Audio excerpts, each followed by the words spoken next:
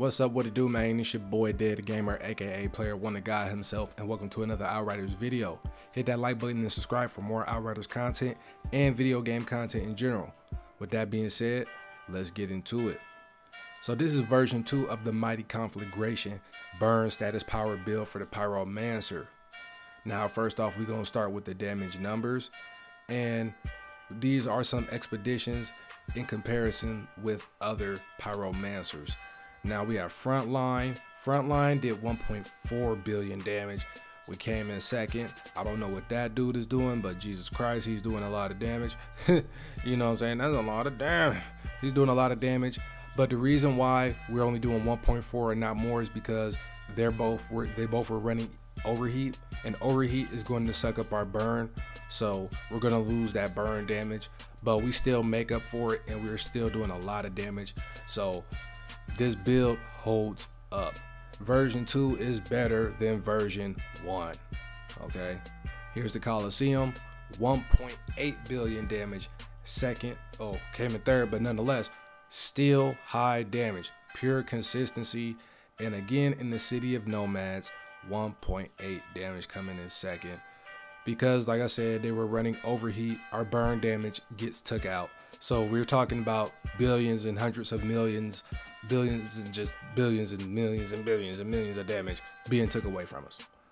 But because that was against other Pyromancers and we're still doing almost 2 billion, that's astounding, and I'm pretty proud of this build. So let's get into it with the class tree.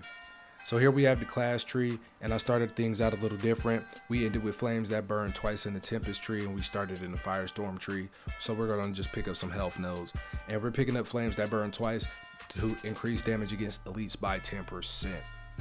So that's the only changes there with the class tree for version 2. Here's the ascension points.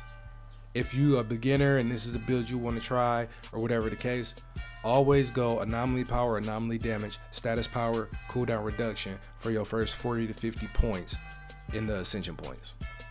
And here's the PAX tree. PAX tree stays the same. The PAX tree will never change, just to put that out there. So keep the PAX tree the same as far as this specific build goes. With that being said, let's go ahead and move on to the weapons. I'm using a Sunfall and a Damascus Offering. You're going to want a Sunfall because this will keep you up during bossing, and we put Nicholas Revenge on here. So slap Nicholas Revenge on this, that way you can interchange it and not only use it for bossing, but use it for mobbing as well. So that's going to be great. And on your second weapon, mine ends up being the Damascus Offering. Put Deathronome on. The reason why we're putting Deathronome on is because it's going to give us more anomaly power. My anomaly power is currently sitting over 2 million, and on activation I think it's up 3-4 million, up to 3 or 4 million. So definitely throw Deathronome on your weapon if possible. So that's going to do it for the weapons. Let's get into it with the gear. Now with the gear, just like the previous build, there is no set bonus. So this is just pure skill, intelligence, and tactics, pure skill. So let's start off with the headpiece. Headpiece being the Shackled. Remember, the Holy Trinity is anomaly power, cooldown reduction, and status power. But the reason why we're not having status power or cooldown in this build is for more damage. So we're losing cooldown for more damage in this build.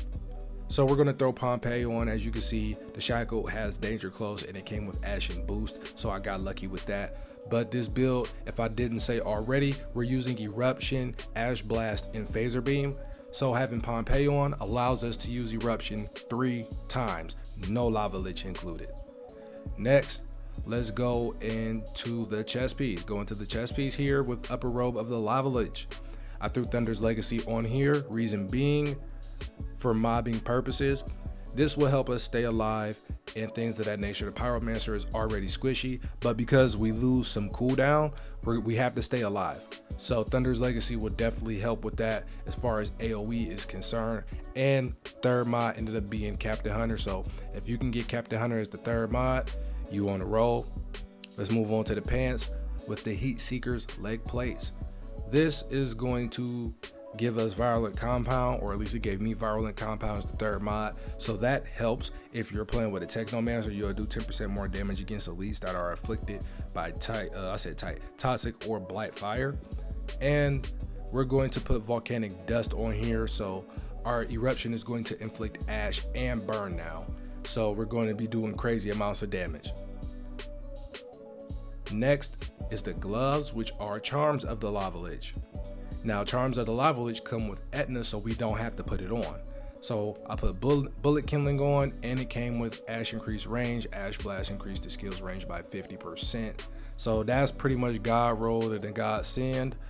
We're using that. And last but not least, the least are the boots.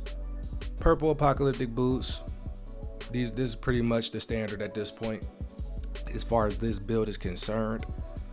We have Anomaly Echo, Phantom Dash, and Unstoppable Force. Now we do have some Resistance Piercing, which adds to our Anomaly power. On the way to Flames That Burn Twice in the class tree, we pick up Resistance Piercing. Your Ascension points give you Resistance Piercing, and if you want to reduce the duration or not spec into the duration class node, you can just spec into the other Resistance Piercing in the class tree for the Pyromancer to give yourself more Anomaly power. But it's not necessary, because either way we're still doing way more damage and consistent damage. And that's gonna do it for this build.